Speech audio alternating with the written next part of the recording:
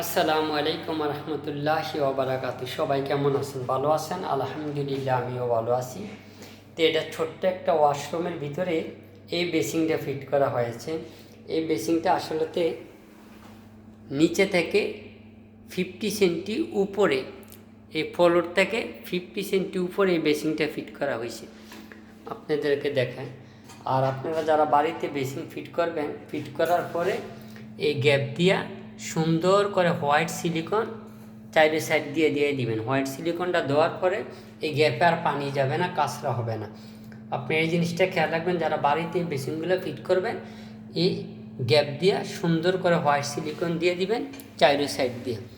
আর আমরা এটা যে ফিট করেছি, এখানে দুইটা হোল আছে, হোল দিয়ে আমরা এখানে দুইটা ফিক্স বল দিয়ে ওই জায়গার ভিতরে কিন্তু এই বেসিংটা ফিট করা হয়েছে।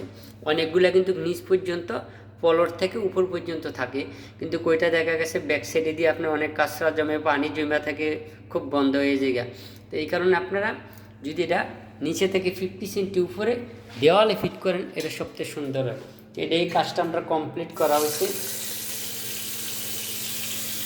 সবাই ভালো থাকবেন। যারা বেসিং ফিট করেন, বাড়িতে ফিট করেন, ফিট করার পরে এভাবে চেক করে হোয়াইট সিলিকন দিয়ে কমপ্লিট করে নেবেন।